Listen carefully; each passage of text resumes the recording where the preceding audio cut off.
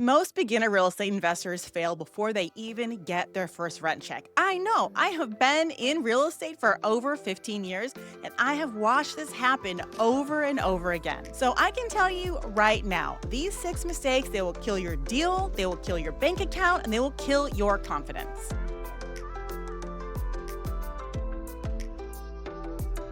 Most people who fail at real estate never really should have bought real estate in the first place. They either picked the wrong strategy, did their numbers completely wrong, or rushed into a deal and it cost them big financially. So if you're thinking of buying your first or even your next rental property, I need you to listen up because once you sign those loan docs, you will own all of the consequences. And if this video even helps you avoid one bad deal, please like, subscribe, comment, and do all the things. So let's walk through the 6 reasons why new real estate investors fail and how to avoid every single one of them. If you buy rental properties the right way, in the right neighborhoods with the right plan, you can change your entire future in just a few short years. And that's exactly what happened to us. We were able to find financial freedom with just a handful of quality long-term rental properties. They bring us in 6 figures annually, not much work, and have led us to a multi-million-dollar portfolio. See, I work really hard for my down payment money, and I know you do too. I don't want you to make huge mistakes and regret buying a property. So let's break down the 6 reasons why beginner real estate investors fail. Number 1, they choose the wrong strategy. I don't care what you saw on YouTube Shorts. Real estate is just not a get rich quick. It's not passive in the beginning, and it's definitely not forgiving when you mess up. Most people that I know jump into real estate because they're watching HGTV, watch people flip houses, they hear about get rich quick and using hardly any money doing the Burr method. They want to run Airbnbs and make that their full-time gig. And hey, those strategies can work, but only if they fit your time, risk tolerance, and your financial reality. Let me tell you a story about what happened this week. I talked to a woman who got pulled into a really expensive coaching program under the promise that they would help her quit her job quickly, building this huge portfolio. But the problem was,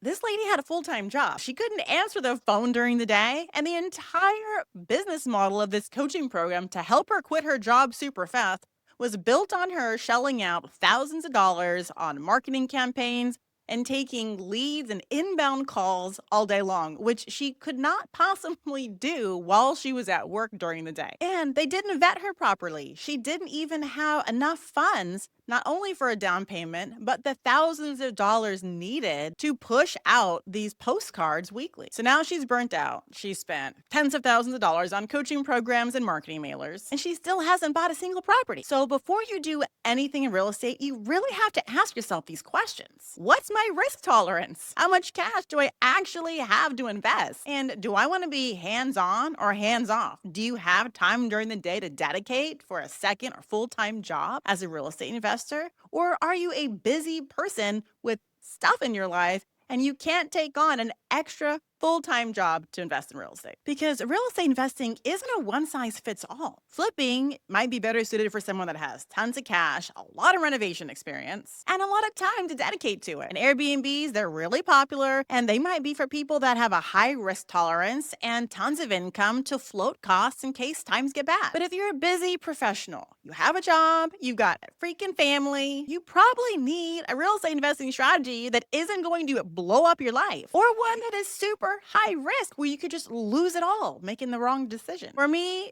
I'm the second person. Our family is the busy professional family with a family who's low risk and not tons of time. I've got kids on multiple sports and music lessons. We homeschool. I don't have time to do real estate full time. So for me, doing buy and hold long-term rentals using the cake method is what fits my lifestyle the best. We buy long-term rentals in quality neighborhoods. We don't want any slums. We don't want any high-risk investing. Just want good homes with good tenants. I want tenants that pay month after month without having the need to call me for anything. And I want my properties to grow in value over time.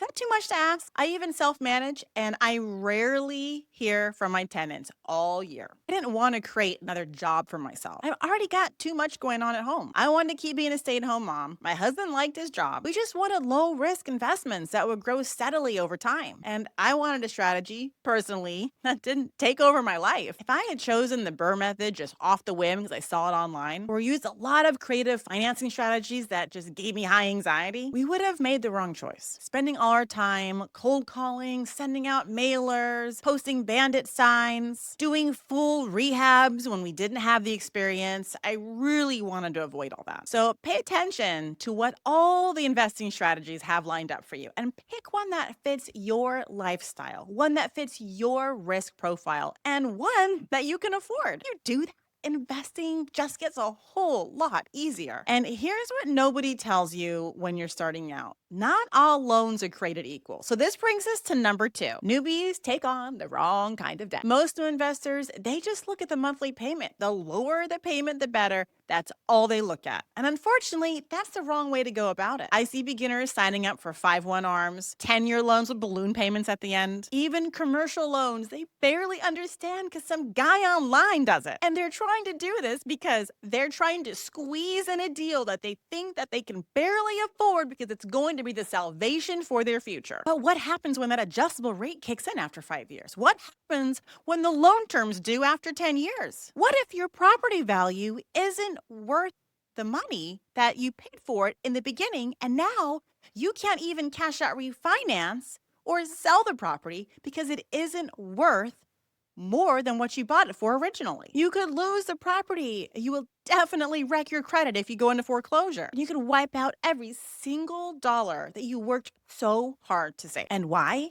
All because you didn't fully understand your loan. I've seen it happen in real life. Investors get into great properties, but with really big debt. And 5 years later, they're stressed, they're freaking out, and they're underwater. So if you're going to invest in real estate and you're going to use debt, which I do recommend, you need to use it wisely. For example, I teach a lot of students how to use HELOCs. HELOC stands for a home equity line of credit, and they use these HELOCs to buy their first or second rental property. It's a really incredible tool. You can access the equity in your primary residence where you live without taking on a new mortgage and use those funds to put down on a new rental property. I've even had students get such a huge HELOC that they're able to make offers all cash with the equity from their home on investment properties. But using these HELOCs only if you know how and when to use them. You need to know your exit strategy, you need to know your repayment plan, and you need to run your numbers like a business. If you haven't seen it already, go watch the video that I did on how to use HELOCs the right way for investing properties. I'll see if I can put a little thingy up here. If not, it's definitely in the description below. Using debt's really important in real estate. But don't ever forget this. Using good debt accelerates your path to wealth. But bad debt, that's going to put you in a financial hole. And if you don't understand your financing, you're not really investing, you are gambling. And you might as well just take those funds to the Strip in Las Vegas. So let's move on to number 3, chasing the cash flow. This is the classic beginner's trap. They look at 2 properties. One of them's in the rougher part of town, but oh my God, it cash flows $400 a month. The other one is in a better part of town, but oh, it only cash flows $150. But guess which one they pick? The better cash flowing property, of course. Why? Because that's what everybody says to do online.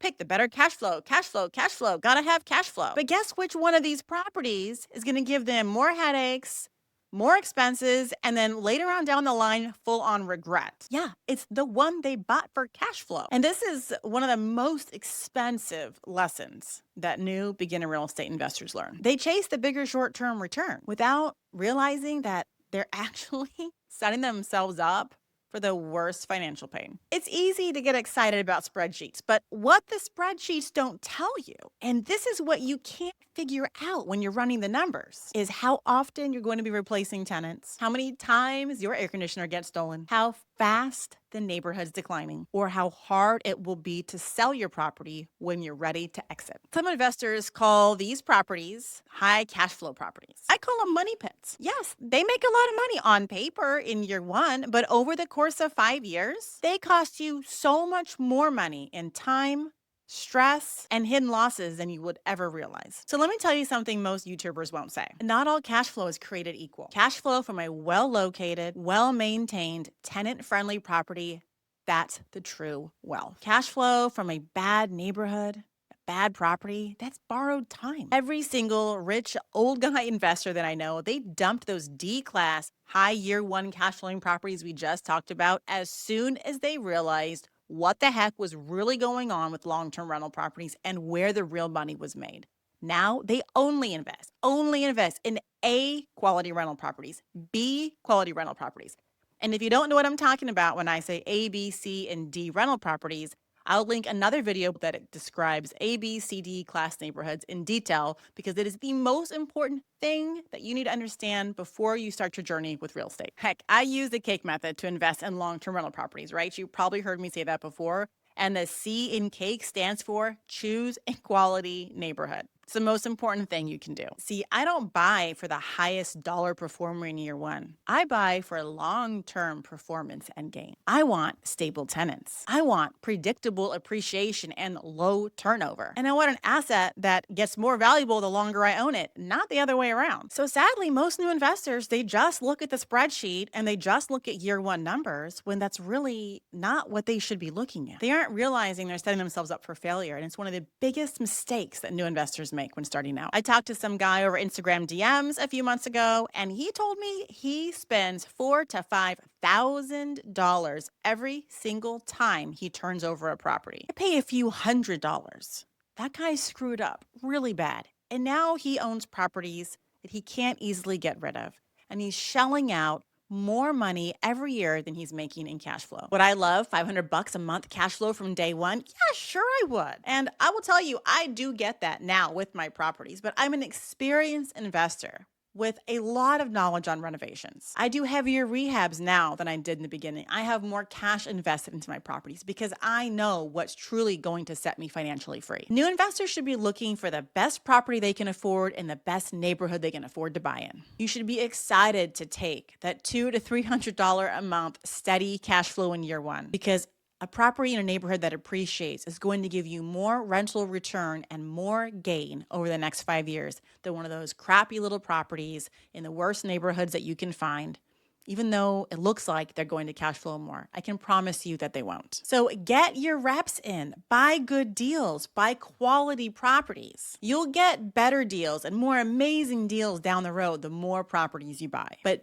don't compromise on the neighborhood. And that's what beginners miss when they chase shiny numbers over a smart strategy. Okay, this one might be hard to hear, but I'm gonna say it anyway. Number 4 is they aren't financially ready. Some people just aren't financially ready to start investing in rental properties yet. And that's okay, as long as you realize that before you sign over the papers and you get yourself involved in something that you really can't afford. Because when you buy a house that you're not financially ready to buy, every little expense feels like an emergency. Tenant calls about a broken appliance, and suddenly your heart rate jumps. You see a roof estimate and you think, well, there goes my cash flow for the next 6 months. Or you miss 1 month of rental income and now you're behind on your own mortgage. That's not investing. But I see this all the time. People get so excited about wanting to invest in real estate that they just realize they can't jump the gun. They're just not ready. You'll know you're this person if you don't have an emergency fund, if you're maxing out the budget just to make these numbers work, if you're not leaving any margin for repairs or vacancies, and you tell yourself that rent's going to cover any problems and you won't have to worry about it personally. But let's be clear, rent might cover it, and sometimes it does until it doesn't.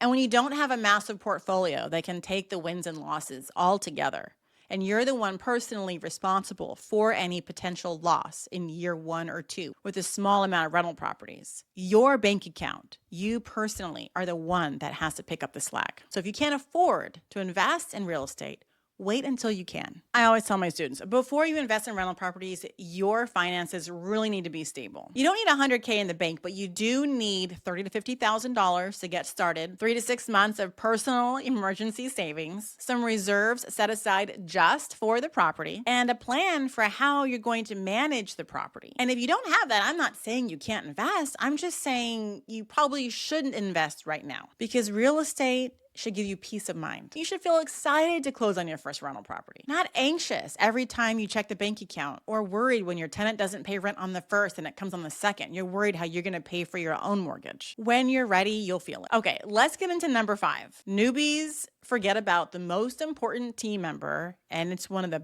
biggest mistakes that they make. You want to know who has the most control over your property's performance? It's not you. It's not your property manager. It's not your real estate agent. It's the person who lives in your property 99.9999, 100% of the time. That's your tenant. They're the ones that live in your asset 24/7. They're the ones that have the ultimate control over what happens to your property on a daily basis. They determine whether the rent shows up on time. They determine whether the place is cared for and whether you're going to sleep well at night or you're one phone call away from disaster. And yet this is the one step that most new investors just rush through or completely forget. They post it for rent listing, they get a couple inquiries, they pick the first person who seems nice. They skip the credit check. They don't really double check the income. They don't run background checks. They just found someone that they like and they're ready to start collecting rent, worried that they might not find someone soon enough before their mortgage payment's due. But here's the deal. One bad tenant can wipe out a year's worth of profit or more.